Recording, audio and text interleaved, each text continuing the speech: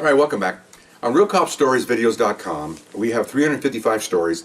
They're all pretty good. I mean, they're my babies. I love them all. It's like 5 minutes to 9 minutes, depending on the story. It covers everything about police work, vice, narcotics, gangs, patrol. Also covers a lot of things you won't see on any television show.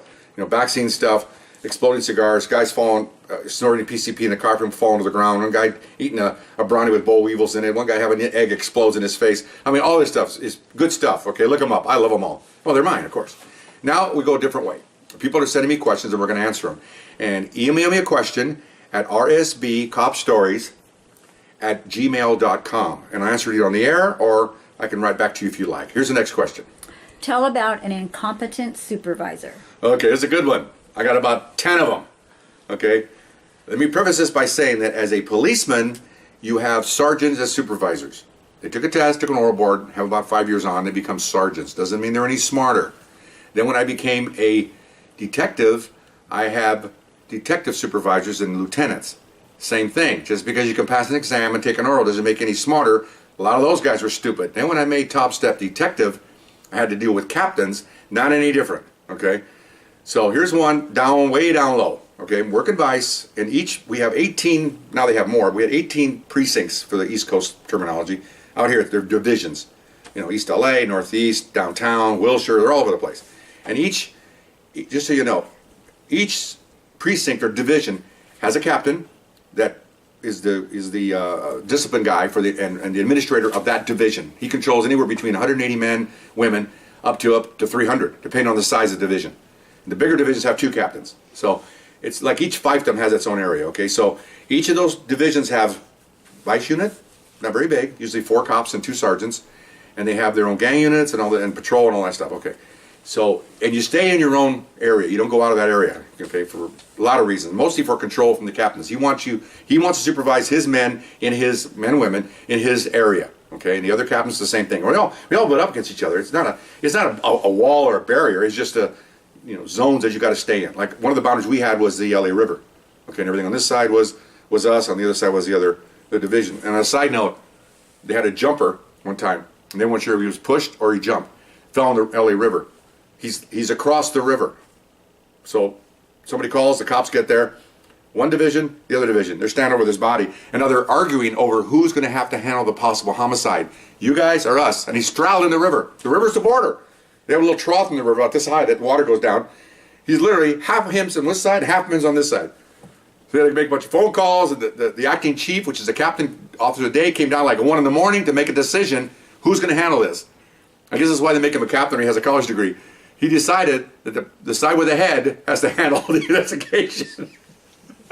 So that's almost like a material wall, but most of the time it's just philosophical as to you can't go over there. And then, okay, fine. Anyways, that's just a little thing that we'll have to decide that it's a smart guy, I guess, makes a decision, right? Wherever the head is. Okay, anyway.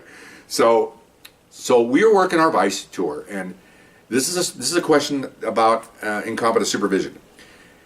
My supervisor comes in one day and says, "Hey, we got a call from the neighboring division. I know this guy, this sergeant." He said he called and said he got they have a decent exposure problem at one of the restrooms at a large department store. I think it's out of business now. I could probably say its name. It doesn't really matter. It's May Company. I think it's no longer in business. And they had restrooms in there, and they were getting complaints about men in there playing with themselves. Okay, and this isn't going to be a gross alert story, because I'm going to say play with themselves. You can determine what he was doing. I'm not going to explain that. That's not part of the story. Okay, it is and it isn't. Okay.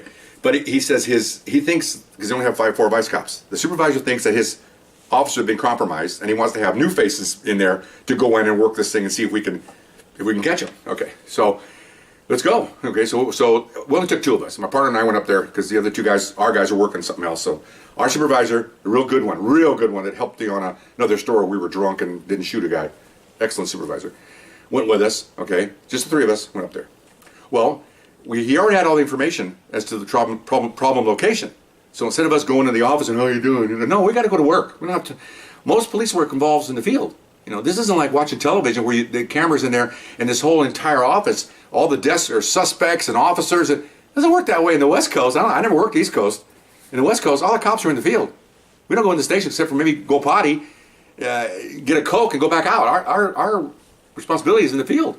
We always said Criminal's not going to walk in the front door. Officer, arrest me. I just robbed a bank. That ain't going to happen. Okay, so you got to get out there and chase people down. Okay. Anyway, so he said, "Why don't you guys go ahead and peel off?" We took 2 cars. Go ahead and peel off and go check out the maid company, and I'll go check in with the supervisor and just let me know what's going on. Okay, fine. So we walk in there, you know, and we're not dressed down too badly. We changed our clothes a little bit because we were going into we call it white territory because we deal in gang members and Mexicans and gangs, and so we have to dress down. Well, now we're going to a kind of a nice shopping mall, and regular folks go there. We call it white people because we never see. I worked there. I don't think I arrested a white person in Hollenbeck for 6 years. It's not the way it is. 99% Latinos. What am I going to arrest? Okay.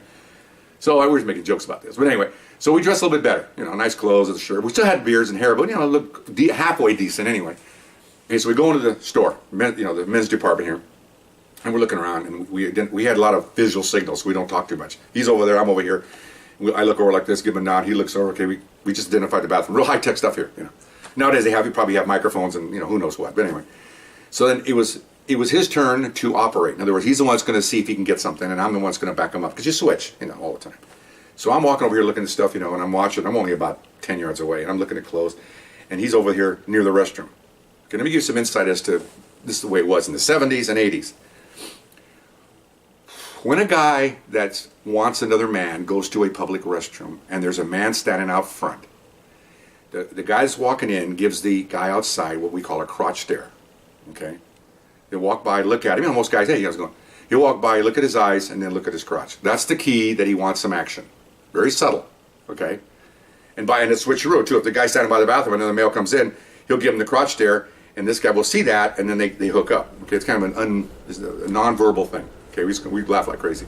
And just like you and I, if you're straight out here, I'm not saying anything wrong with gays, I'm just saying in public restrooms. I go to public restrooms because I'm working, I'm on my way home. I get out of my car, I look around for anybody else that isn't near the bathroom. I go in real quick, I go in the corner, I pee as fast as I can, I wash my hands to get the hell out of there. Okay, I don't loiter in the front door, I don't walk around the front, I don't go inside and wash my hands for 20 minutes. Okay, that's what these guys do, okay? Again, I'm not judging, I'm just saying this is what they do and it's against the law in public. Like I always said, you want to have sex with animals and all this, that's fine, but don't do it in public, okay? This is what we get complaints about, in public. Anyway, so, and a maid company is in public, open to the public, in the public. Okay, so I got a side note there just to know where we're coming from here. It's crotch stairs, okay? So he's standing by the bathroom looking at his shirt or something. Guy in a suit, Caucasian guy, walks by and gives him a crotch stare, okay? There it is, okay? So he smiles at him, my partner smiles at him, gives us a nod, and the guy goes in smiling. He looks at me, smiles at me, looks good, okay, signal. So he goes in, and I'm right there by the door. I mean, it's all in concert. No more, I didn't no sooner get to the door, maybe 10 seconds. I'm standing there, another 4 or 5 seconds go by, and I hear, okay, that's the signal.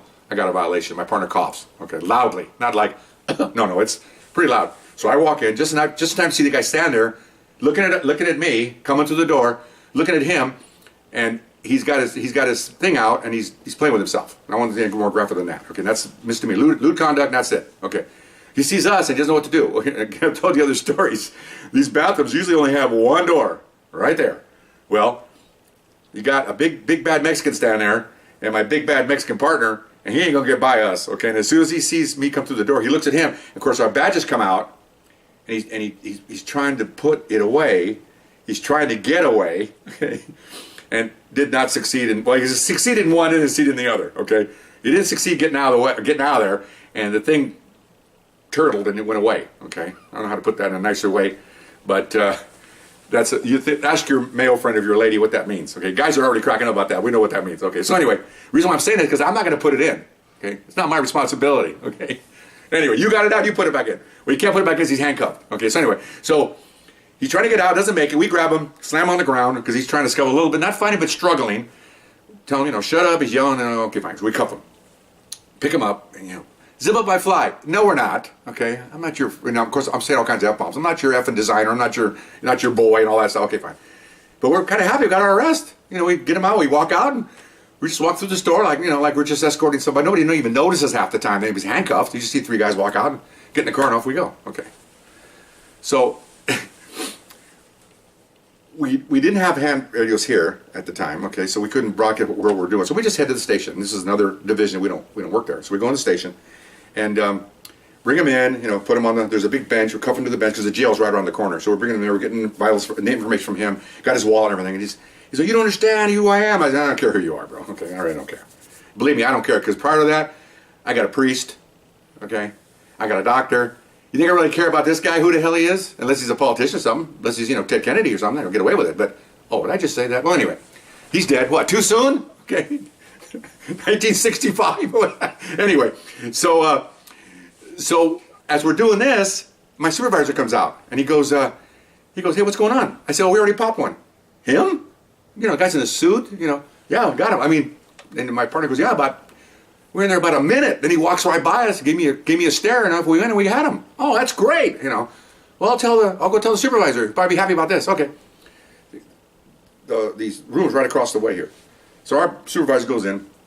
We're finishing up, getting ready to book him. Got a booking approval and everything for the sergeant and everything. He brings out the supervisor. I told you before, it's like a soap opera sequence here. My sergeant comes out with this supervisor from this division. They walk out. This supervisor looks at him, and the look on their faces, camera A, camera B, camera A, camera B. It's like, what is going on here? And then this guy, his supervisor says, I'll make up a name, Mr. Johnson, how you doing? He goes, hello, Sergeant, how are you? And we all look at each other. You know this guy? And the supervisor goes, I need to talk to you guys. I'm going, we got a VIP. I thought it was a VIP. Somebody like a councilman or who knows what I thought it was. We all go into the vice office, into his sergeant's office, close the door, and my supervisor goes, what's going on? And he's not exactly happy, okay? Well, this is kind of difficult. Well, what? Well, that's the guy that made the complaint. What? He goes, yeah, last week came in here and said he had a problem with people in the restrooms doing stuff, guys, and he wanted to make a complaint. Okay. And the sergeant puts his head down, and I'm sitting there going, I only had about 6 years on. I'm thinking, what's up here? Okay. My BS meter is really sensitive to this, and it's already pegging. This guy's up to something. This sergeant's up to something. Wow. What? So my sergeant says, what? He goes, well, when he came in to make a complaint, I said, I thought it'd be a good idea to show him some of our undercover cops. So, what? We all stood there. I looked. My supervisor says, wait a minute, hang on a second. He goes, let me get this straight. He says, you have 4 undercover officers. As far as I'm concerned, my undercover officers, they're precious cargo. You don't expose them to anyone, ever, unless you absolutely have to. Because you only got 4. 18-month tour, you're going to burn them out real fast, okay? So you took them into this office in here and introduced them to your vice cops. Why would you do that? Well, so they know that's the manager. But what if he's a suspect? And then my partner goes, he is a suspect. I go, it was amazing. I'm thinking, this is a supervisor with a college degree? Although the college degree I found out later was in history. What does that mean? I have no idea. They do this in Greek times? I don't know, or Egyptian times? I don't know. Anyway, so we're all standing there, and I told you, it's like a soap opera. We're all staring at each other. And my surveyor goes, unbelievable. He says, okay, so would you guys book him? Okay, sure. So we go outside.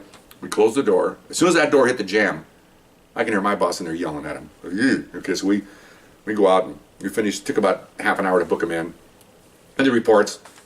Signed the reports. My supervisor comes out and my supervisor, I never heard him say a cuss word. He's a really good guy. He's a born again Christian, super guy, but he can get mad. He got mad that day. Oh boy. Okay, so he just comes out, look on his face a little bit red. The other guy in there's face is like a tomato. I guess he had really sharp words, like he's going to tell all the captains here what happened. Because the captain is his boss. And you'll find on a side note here, vice units only answer to the captain. They're handpicked, 6 guys handpicked from 270 officers, and they work for the captain.